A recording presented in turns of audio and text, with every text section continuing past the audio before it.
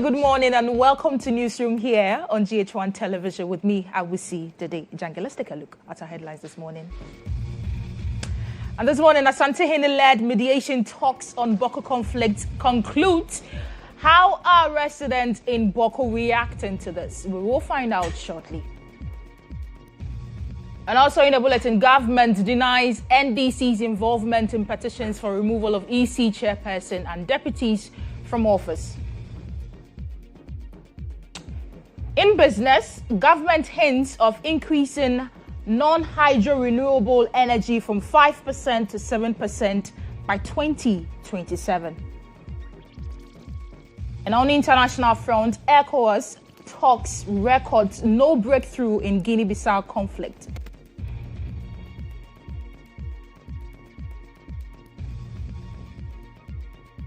We have details of these and many more coming up shortly. Stay with me.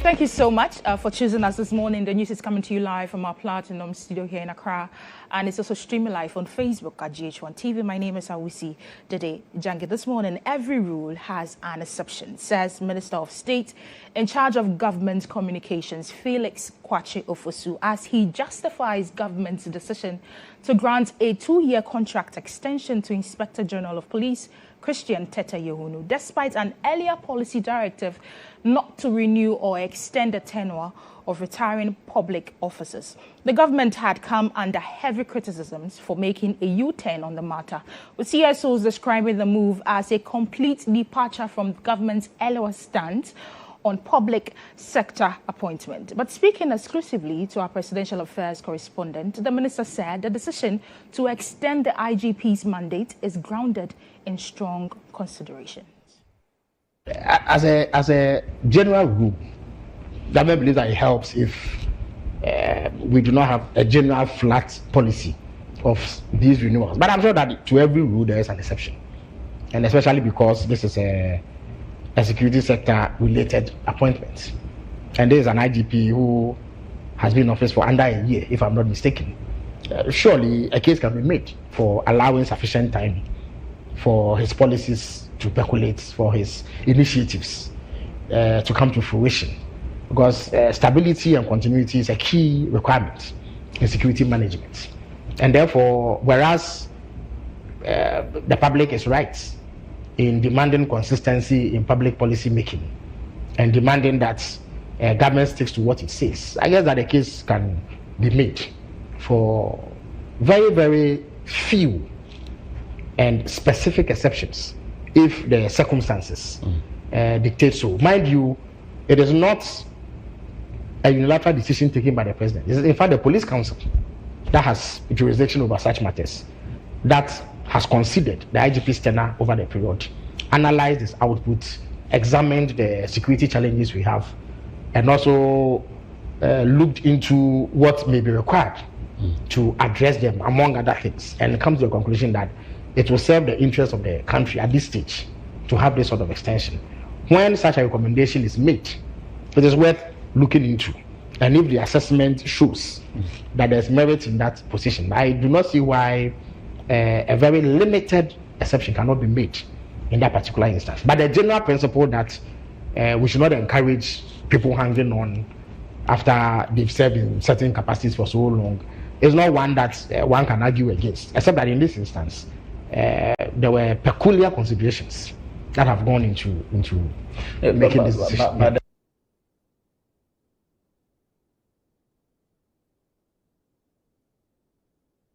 Meanwhile, the minister responsible for government communications, Felix Kwakye Ofosu, has rejected notions of party involvement in the petitions sent for the removal of the EC chair, her 2 deputies, and the special prosecutor. Take a look. First of all, the NDC has not filed any petitions against anybody. It's not the EC chairperson and deputies, and not the special prosecutor. And no member of the NDC no member of the NDC has we can tell has filed a petition in any capacity as a member of the NDC. The truth is that I don't even know who the petitioners are as I speak to you. It's not a matter that the president has discussed with me or any other person in that regard. The identities, the coloration, the motivation of the petitioners is not a matter that concerns government. It is the substance of the claims that they are making that will be subjected to a strict test but Minister, by the Chief Justice. And when that test is conducted, when the current national chairman of the NDC, Mr. Johnson Asedin-Ketia, said that the EC and her deputies are not fit for purpose, and then these petitions. Hanan, is it? It will not be the first time that public office holders have been criticized for their competence or the lack of it. It certainly won't be the last time. As a government, we get criticized by the opposition all the time. Even the president comes under criticism. From some of you members of the media, analysts, civil society organizations, critics, members of the opposition, what have you. So that criticism in itself is not harmful. We have had issues with the Electoral Commission, no doubt about it. Then we've raised those issues clearly and concisely in an articulate manner as we possibly can. In the run-up to the elections, there were processes that we disagreed with, and we pointed them out clearly. It does not mean, however, that those matters that we raised have formed the basis of this petition. As I have been at pains to point out, the NDC, as far as I know, as a corporate body, has not filed any petition against anybody. So our national chairman may have his reasons for calling into question the competence and utility of the electoral commissioner and her two deputies. But he is within his rights as a key actor within the.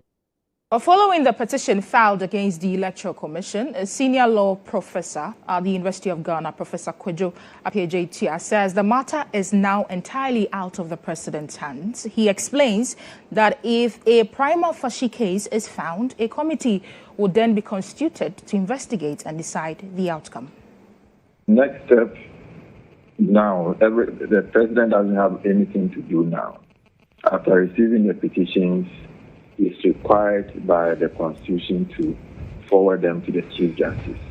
So that is what he has done. Now the ball is in the court of the Chief Justice to establish a prima facie case against those who have been petitioned against.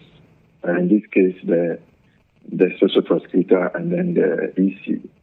And if a prima facie case is established, then it will lead to the setting up of a 3-member committee, because both are considered as equivalent. Their positions are equivalent to the office of Justice of the Court of Appeal, and so Article 146 is what is going to apply. And then when the committee sits, I think they have 90 days to come to respond to the petition and come to a conclusion which will be binding on the president, just to announce and confirm the decision taken by the committee. Well, let's have a conversation on this matter. Edem Senanu, anti-graft campaigner, joins me on Zoom to have a conversation on this. Edem, always a pleasure to have you on the bulletin.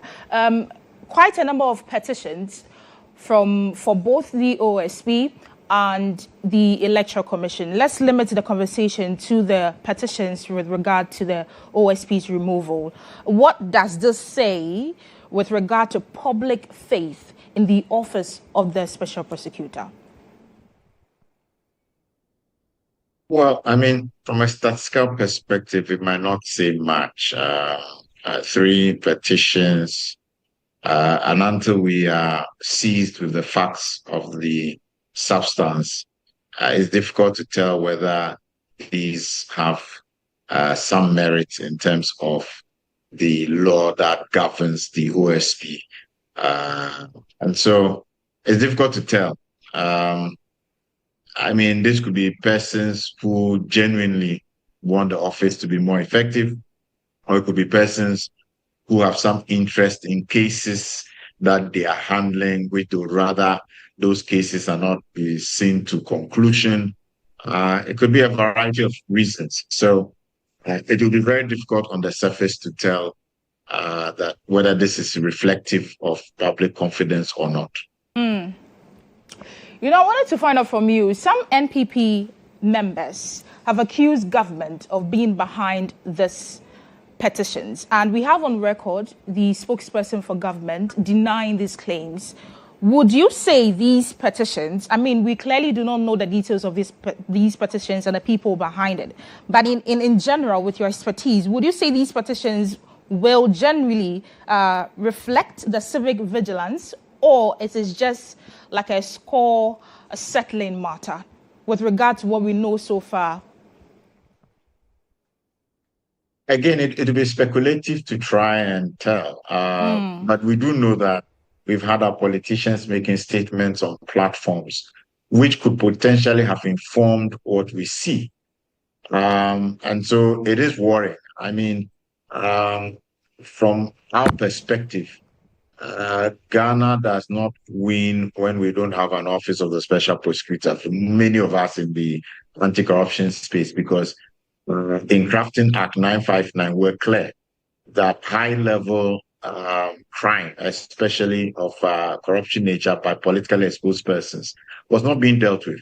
So you only found people lower level being arrested, being sanctioned, being penalized, and we thought that was not going to set the right example. So this office was intentionally established to make sure that the high-level officers who are engaging in crime and getting away with it can also be held accountable. It would seem to us that obviously the political class will not be excited by an office like this. So if you have politicians speaking to the office being too slow, not being effective, wasting money, definitely those of us in civil society are not going to align with that, because we understand that they are afraid about what that office could do. But clearly, the plethora of petitions on independent government institutions is a worrying trend. Either we raise the threshold or we find a neutral way of appointing persons to shield these offices. Otherwise, very soon, many well-minded, competent individuals will not be interested in such offices, because you are likely just to get harassed. So there's some thinking we need to do about this trend, which certainly does not help to consolidate good governance. Okay, I want to find out from you, I want to pick up your thoughts on this. I mean, you've been vocal about the style of the OSP's doings in the public space, and there's been some concerns as to how he's handling issues in the media space. Would you, in the fight against corruption, would you describe his style of public communication aggressive? Is it like a strength or a weakness to his office? I think that the office is work in progress, and perhaps there are areas where they can learn more. And I say this because, you see, unlike the Yokos, the Trajes, OSP is on paper 5 years, but in reality, it is 2 years, because they got their full complement of 249 staff in the last quarter of 2023. Until then, there were less than 20 staff. In fact, at the point, most of their staff were seconded and could not be considered as permanent. So it's in the last 2 years. And from where I sit, I think that they have performed above average, because institution building at the same time as handling such high-profile cases is not easy. There's a lot of pressure in that office. And sometimes I understand when their reps come across as a bit, either aggressive or strong. The pressures there are not funny. I think that we are building something that is important. We should not throw out the baby with the bathwater. The individuals there probably need a system of they themselves being supported. You don't know whether it's some emotional and psychological support, because there's a lot of pressure there. But from where I sit, I think that office is important. I think that the special prosecutor is doing well. I don't think they should rush when it comes to the issues of human rights, where it's cases filed against people. Let's not be in a hurry to say jail people. If it were your father, your mother, your brother, you expect that processes should be done meticulously. So at the end of the day, we are all sure that the right things were done. I think that this office should be encouraged to continue its work. Okay. Thank you so much, Adam Senanu, for speaking with us. Adam Senanu is an anti-graft campaigner there. Let's do more stories. Now, a member of the CPP, Kwame Jantua, is urging Ghanaians to halt the growing politicization of the petitions filed against the Electoral Commission chair and her deputies, insisting that the law, not public commentary, must guide the process. According to him, the excessive analysis, media debate, and partisan reactions are the salt and pepper that distort the real issues. It's the commentaries that we make that add salt and pepper to the soup. For me, anything that has got to do with the law, let the law take its course. The commentaries spike it, and the politicians now turn it into a bandwagon and hit everybody with the commentary. And people listen to the commentary instead of knowing what the law states. Would they not be given the chance to come defend themselves of what they are accused of? They will. If they come and defend themselves and their defense is solid, will they remove them? They won't. But if they can't defend themselves and it has to go an extra mile into the next process, it will. And we're all here. But it's the commentary, media. Because for media, it sells the channel.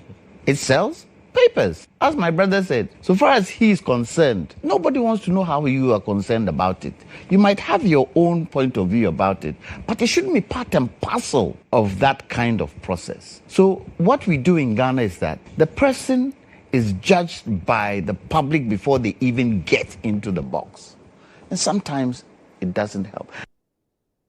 Private legal practitioner and acting deputy commissioner of the Gaming Commission, Lamtig Apanga, is urging the public to separate individual political commentary from the official position of the NDC regarding calls for the removal of the Electoral Commission chair and her deputies. According to him, although some NDC members have over the years openly criticized the conduct of the EC leadership, especially in the lead up to the national elections, those remarks should not automatically be seen as representing the party's formal stand.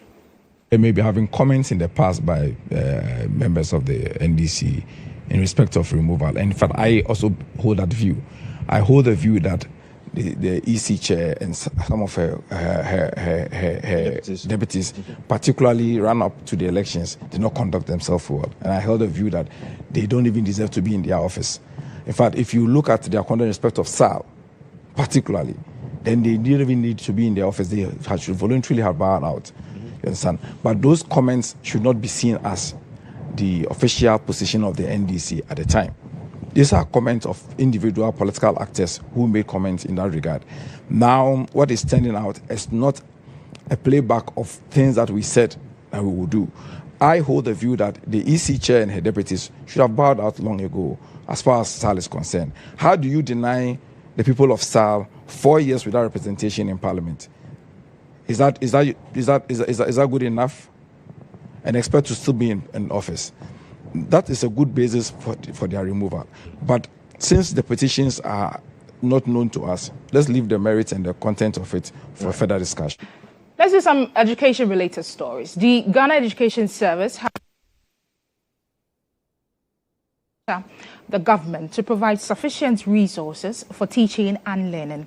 This assurance comes after over 200,000 candidates failed social studies and more than 240,000 failed mathematics 2025 WASI exams. Various educational civil society organizations have called for a thorough investigation into what they describe as an abysmal student performance. Speaking to Now Dede 30 on Morning Star, GES Public Relations Officer Daniel Fenyi offered recommendations aimed at improving student outcomes in the future. Themselves should take their studies a bit more seriously than they do now.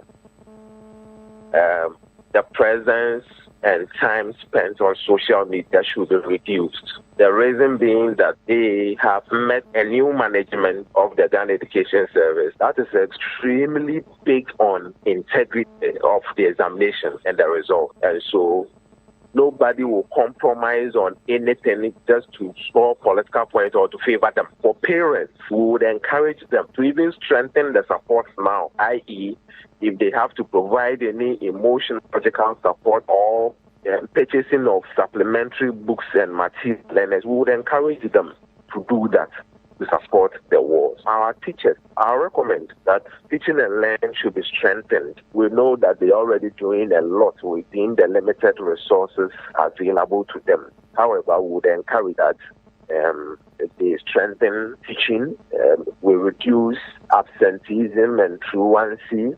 We make sure that for the curriculum and the syllabus we are giving, we make sure we take our learners through all the content that they must be taken through, so that we don't end up with situations where learners will step out of examination rooms and complain that there are some topics they were never taught or they were never taught well.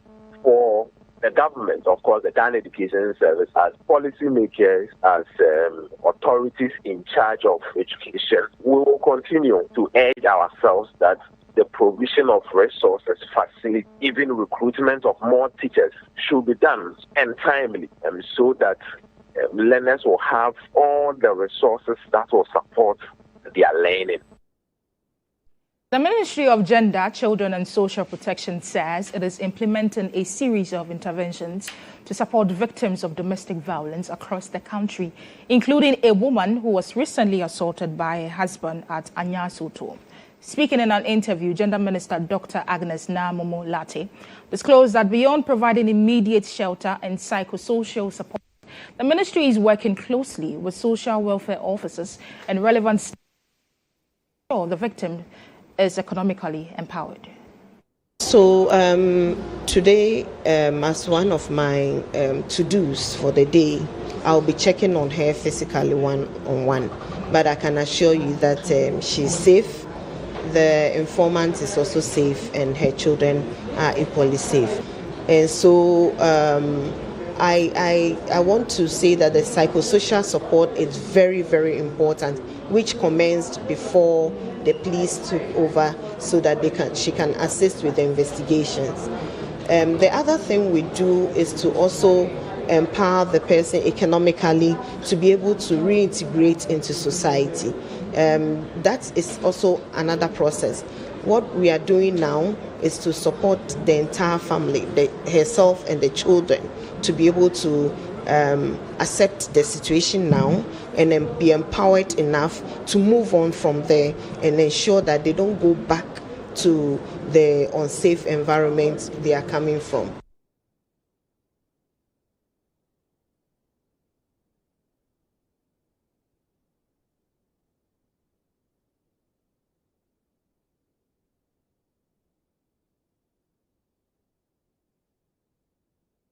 Now to a more topical story today. Finally, High Life legend Dede Lumba can be laid to rest after a Kumasi High Court ruling settled a heated dispute over his surviving spouse. Justice Dorinda Smith Arthur ruled that both Akosua Sewa and Priscilla Ofori, properly known as Odobroni, are recognized as his lawful wives. The court rejected Akosua Sewa's claim of a civil marriage based on unverifiable German marriage certificates, but acknowledged both customary marriages. As a result, both women must be honored by the family elders during the widowhood rite. The final funeral rites are set for December 13, 2025 at the Baba Yara Sports Stadium in Kumasi, where the nation will bid him farewell. But our parliamentary affairs correspondent is in the studio because there's been a lot of misconceptions on social media with the details of the judgment released yesterday. And IB is in the studio to bring us up to speed on what you need to know on this particular matter. IB, what do we know on this? Well, so when the judgment was handed down, there were many who were uncharitable to the presiding judge, right? And they were questioning the basis for arriving at the said judgment that said two women who were all claiming to be spouses of the late Dede Lumba will be granted that.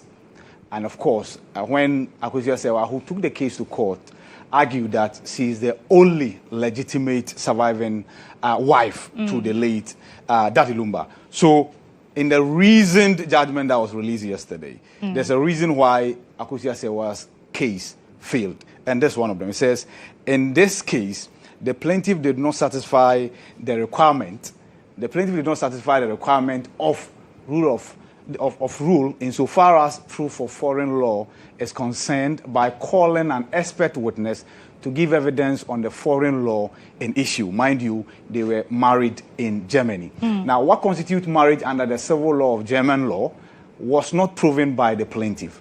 In that case, the court is to presume that the German law is the same as Ghana law. It goes further to talk about the fact that, as a result, the court finds as a fact that the plaintiff could not prove her marriage, which she alleged was contracted under the German law, since proving a foreign law is a matter of fact. She also could not satisfy the presumption that she contracted that marriage by providing an authentic, identified, certified copy of the marriage certificate. So in essence, the judge's argument is that Akosua Sewaa could not prove with evidence that indeed she had contracted an ordinance marriage with Daddy Lumba. Mind you, what was not in dispute was about the marriage. No, it was not the marriage that was in dispute. It was a type of marriage. The type of marriage. Right. Thank you. So that was the first one. And then we move to the second one, where the judge also argues that there was supposed the plaintiff, in this case Akosua Sewaa, was supposed to call a witness who would then take the court through what pertains in Germany, right? What pertains in Germany. Right. Unfortunately, the lawyers of Akosua Sewaa could not do that.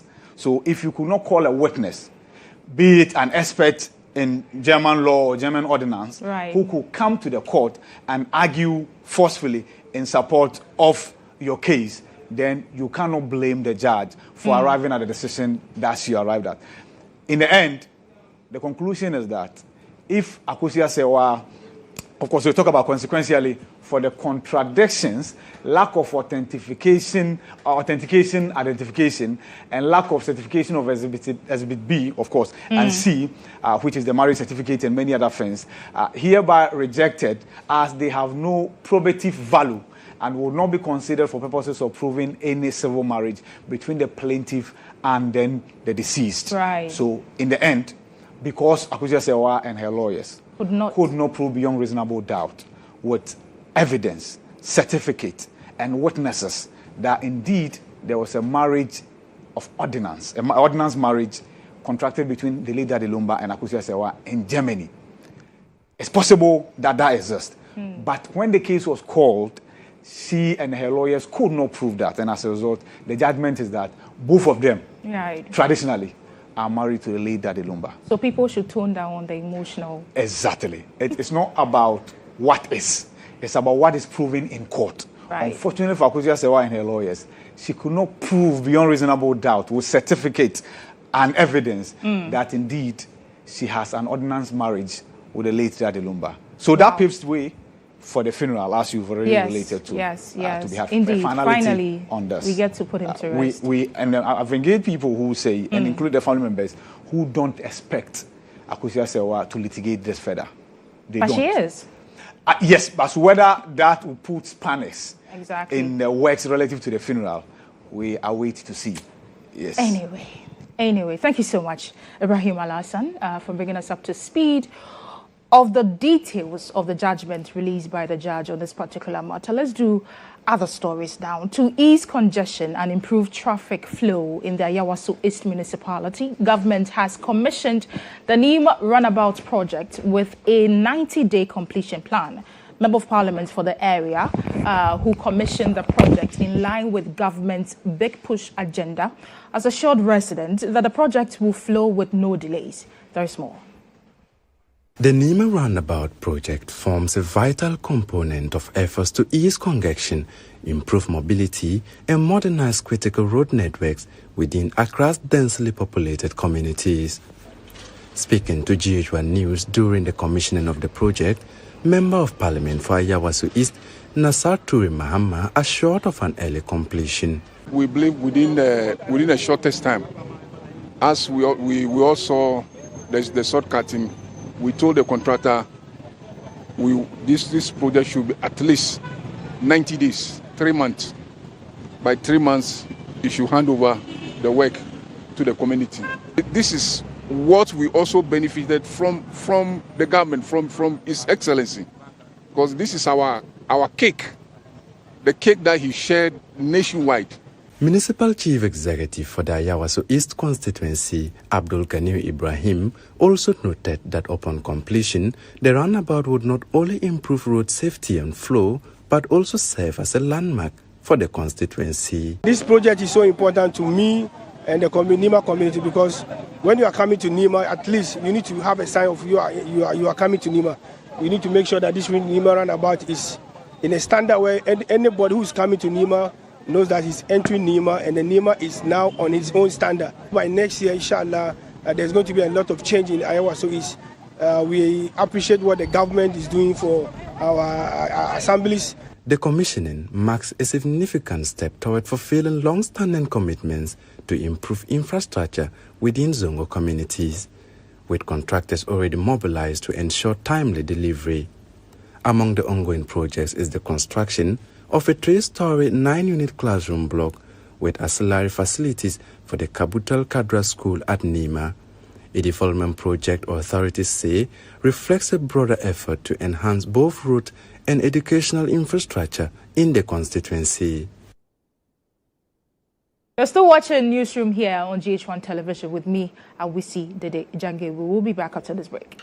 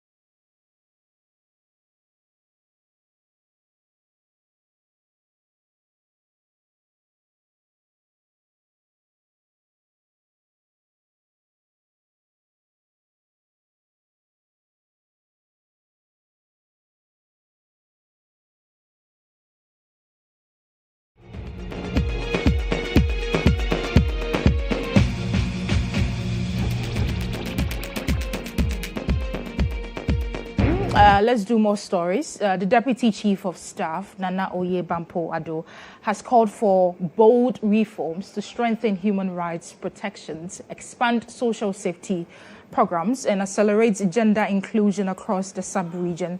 She emphasized the need for full implementation of the African Union's Maputo Protocol on the right of women, describing it as a key tool to dismantling social, political, and economic barriers.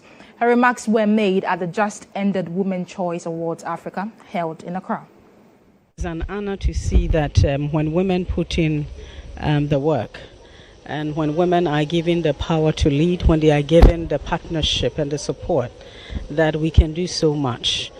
We help build communities, we bring out dreams, and we build families. And not only that, but we also excel in the business place and in the marketplace. And this award is a testament of that. And so I would love to dedicate this award, of course, to EIB Network. This is my 26 years in media, for all the brands that have been a part of my journey. I would also love to dedicate this award to every woman who is building silently. Every woman who is building silently and building in excellence, even without an applause. Every woman that is putting purpose and bringing purpose to everything that they are doing. This award is for us, and I want to encourage every woman to continue to push for excellence.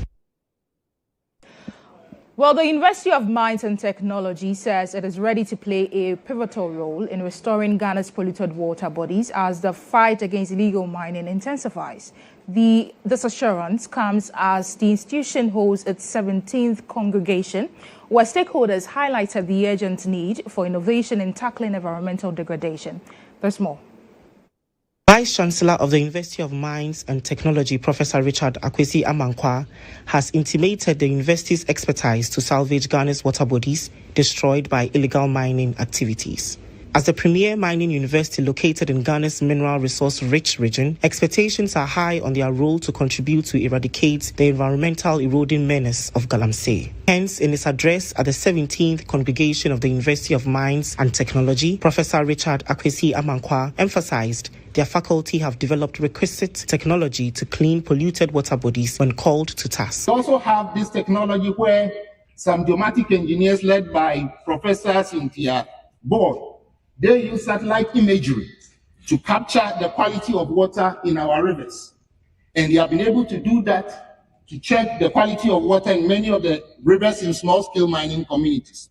Coupled to that, in the minerals engineering department, they are also taking samples from these same rivers and calculating how they can purify it. I want to say and put it on record that UMAT has the technology and the know-how to clear all the polluted rivers in Ghana, if given the opportunity. In speech read on behalf of the Minister of Education, Honorable Haruna Idrisu, Special Advisor at the Ministry, Professor George Kofi Oduro, commended the university's role in promoting industry and environmental research. The Ministry appreciates UMAT's intentionality in promoting industry and environment impact research in the country. Congratulations, and continue with that. Member of Parliament for Takwa Inswim constituency, Issa Salifu Taylor, also urged the University of Mines and Technology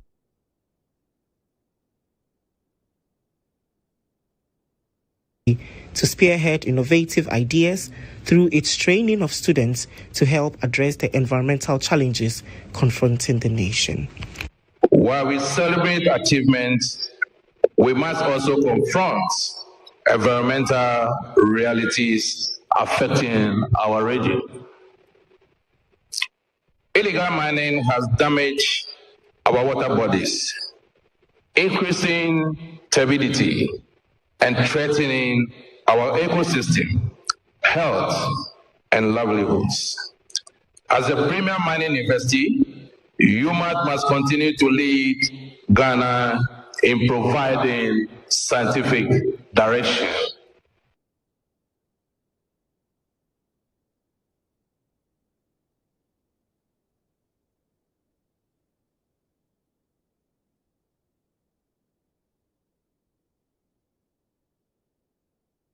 It's time for business now.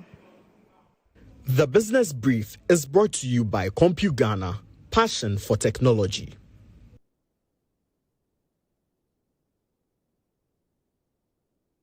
Government has announced its intention to increase the share of non-hydro renewable energy in the national electricity mix from the current 5% to 7% by 2027.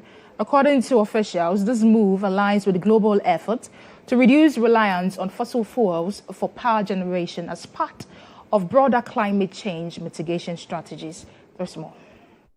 Net metering is a billing system that allows households and businesses with renewable energy systems like solar panels to generate electricity and feed excessive energy back into the national grid. This system is designed to encourage the adoption of renewable energy sources and make electricity generation more economically viable for individuals and organizations. The government plans to deploy 12,000 net-metered solar photovoltaic systems as part of its broader renewable energy plan to grow clean energy capacity. Our non-hydro renewable capacity stands at 280 megawatts, representing about 5% of the national mix. With optimism, we are looking forward to achieve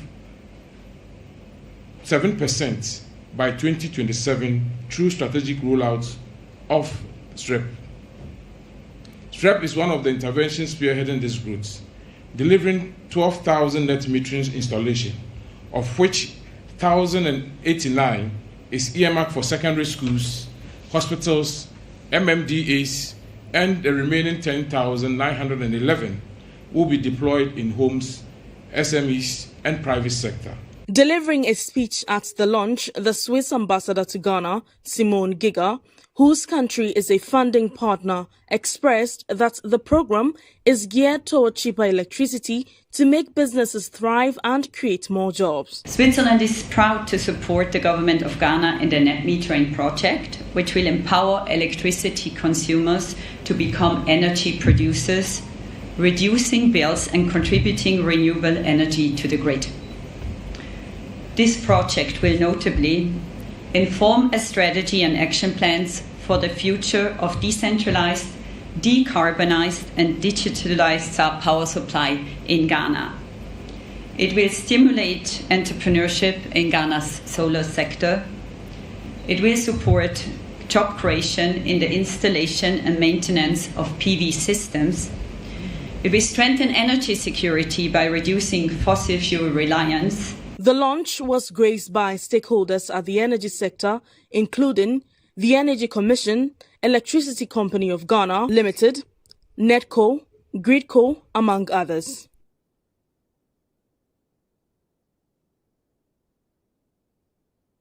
Mobile Money Limited and Mobile Money FinTech will merge into a single entity to give the Momo business a dedicated structure aimed at driving growth, strengthening accountability, and positioning the business for long-term sustainability within the MTN group. The merged entity will be known as Mobile Money FinTech Limited, with 3 directors already appointed to support its incorporation and early operationalization. There's more in this report. The approval for the merger was passed by a resolution of shareholders and beneficiaries at MTN's emergency general meeting.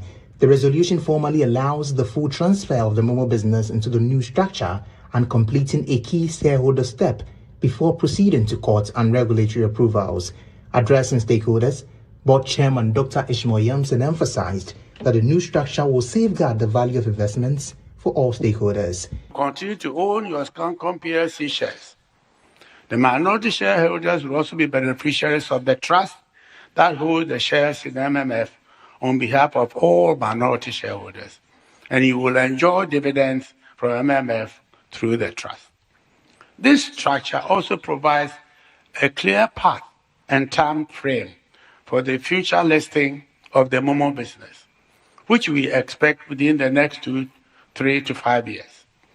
After the listing, you will then hold shares directly in both Scancom PLC and MMF, and you will receive dividends from both companies. Chief Executive Officer of Mobile Money Limited, Shaibu Haruna, noted that shareholder approval now allows the company to seek a no objection from the Bank of Ghana and court clearance, important steps to ensure full regulatory compliance. This is a very important first step for our shareholders. We needed this authorization and approval from our shareholders to ensure that we merge. The virtue of this approval that we have, we are strengthened to go the next hole in terms of making sure that all the regulatory steps are taken to ensure that our business is fully compliant to all the laws of Ghana. The director of Mobile Money Limited and Mobile Money FinTech Limited, Victoria Bright, revealed that in the next 3 to 5 years, The company intends to list Mobile Money Fintech Limited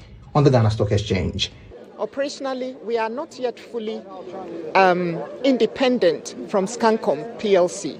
So again, we would like to be independent operationally before we do any listing. Thirdly, we are going to be building out our governance and leadership structures as MMF as well in preparation for the listing and of course in preparation for future growth and value creation. And finally, we will only list when we feel that the market conditions are right. So that 3 to 5 year limit is not set in stone. The resolution for the merger had overwhelming approval from shareholders and beneficiaries, with votes exceeding 90%. That brings us to the end of business. It's time for sports. The Business Brief was brought to you by CompuGhana, passion for technology.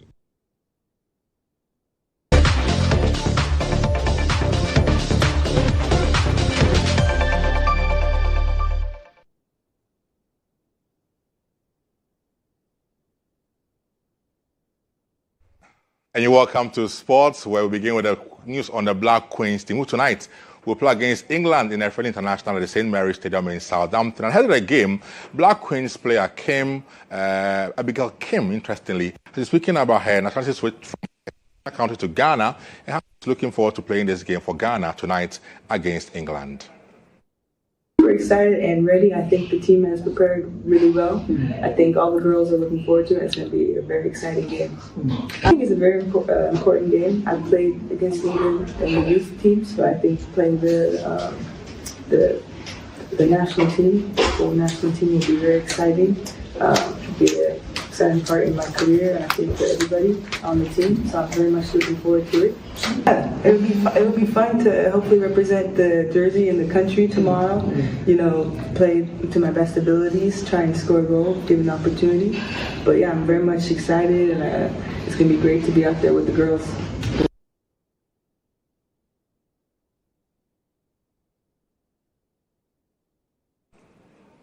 And that's the game on tonight at 7 p.m. between the Black Queens of Ghana and the Princesses of England in a friendly international tonight at 7 p.m.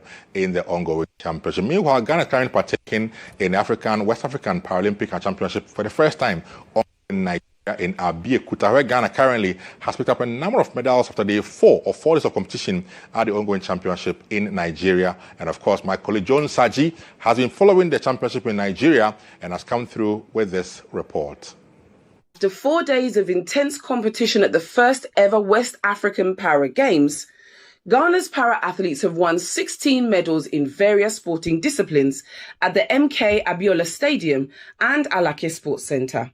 Parachuting athlete Isaac Adople picked a silver and bronze medal in the rifle and shooting events, as Tahiru Haruna, Isaac Obing and Daniel Kankam earned silver and bronze medals in the 59 kg and 65 kg categories in para powerlifting.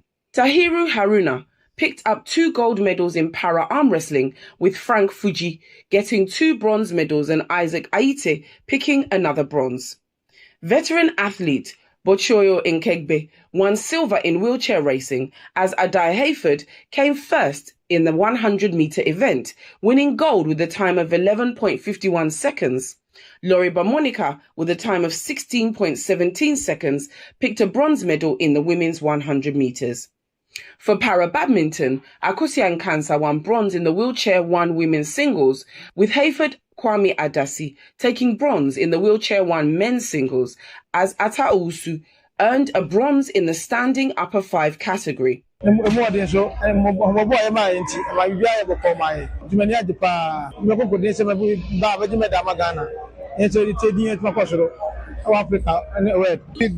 I feel very excited, and I'm so looking up to my next level to become world champion. Ghana for the past many time that way at the Ghana. I'm very happy, I'm very excited. I'm very happy. As always, as you know, the African corn. You should expect another 2 gold medals from me today in the next event that's going to happen very soon. Many of the past and never bad, not them, but it's me where we have a big it's okay. Very proud of Mediamias is there. And India and one in Sakam. It's a simple person with my boy, the coach for any equipment I between the The medalists couldn't hide their joy at the podium when they spoke to EIB Sports. I'm so excited to win medals in Ghana from past days. My athletes were able to come this far with hard work, discipline, and determination. And we expect to win more medals, even in international games and then the continental level. For their coaches, the medals won are a testament of discipline and hard work. The feeling is so great. I'm so excited. The boys work so hard. The Black Hawks, that's the power powerlifting team. And I'm glad we are the first to win medal for Ghana. And there's more to come. We are going back to the drawing board and work hard and promise Ghanaians the best in the Commonwealth Games in Glasgow. Day 5 of the Para Games will see Ghana compete in wheelchair volleyball and the finals of the mixed wheelchair basketball.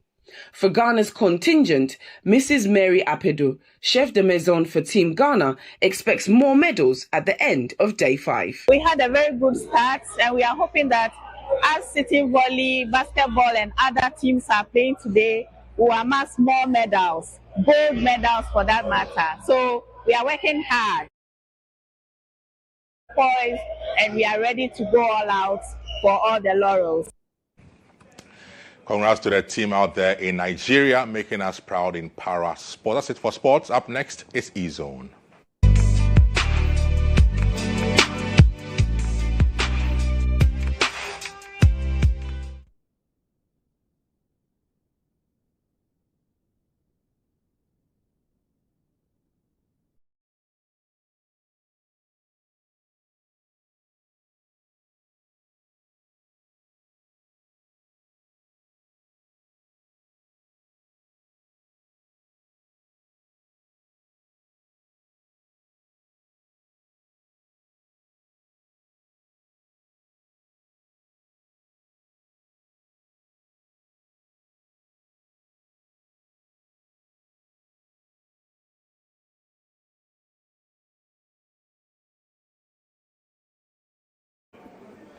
Act, the annual spiritual encounter hosted by Action Chapel International, draws thousands to celebrate God, renew their faith, and seek divine guidance.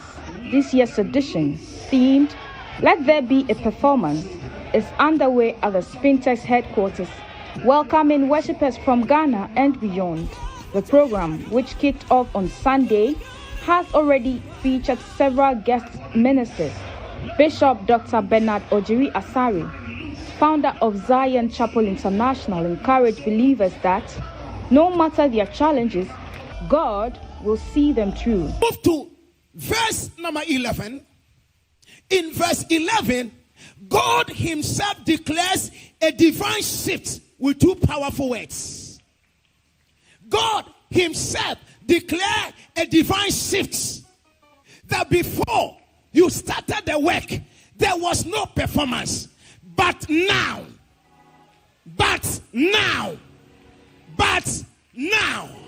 hey, if before there was no performance, and God is now introducing a divine shift. Also, founder of Action Chapel International, Archbishop Nicholas Duncan Williams, assured participants that steadfast and commitment to God will bring them abundant blessings. Passover, each family was given a lamb. Somebody say a lamb, a lamb. Say a lamb for each family. Every family had a lamb to slay and to apply the blood for their deliverance. Today, in the name of Jesus, that lamb stood for provision for every family. Today, we release and secure the provision for every family of God in this house, home and abroad. Any family of God that is named after the name of Jesus, let the supernatural provision, let the lamb for your family be released and be secured. Some participants shared inspiring testimonies of breakthroughs from past editions, while others expressed hope and excitement for the miracles they anticipate in the days ahead. Ask God to help me see the fruit of my labor in my education and then in my ministry. And by God's grace, I've been able to actualize one, and one is also in progress. We are hoping and believing that this impact, surely there is going to be a great performance. So far, it's amazing. I'm looking for a breakthrough on some things that's been in my life for years and years, and I need it broken. So today, it opened up my heart to receive it. And I'm looking for, when I leave this impact, that it will be broken. The message from the church is clear. All are invited to be part of this year's impact experience and receive the blessings that come with it. Let's have some international. A high level in Guinea-Bissau with no major breakthrough after a day-long mediation mission aimed at restoring civilian rule following last Wednesday's military coup. The team led by Sierra Leone's president met with coup leaders in Bissau, urging them to return the country to constitutional order. The junta, which has banned protests and strikes, says it seized power to restore security and stability in the nation. Now, speaking on behalf of the president, Sierra Leone's foreign minister described the talks as fruitful, but stressed that ECOWAS condemns the coup and wants the democratic process restored.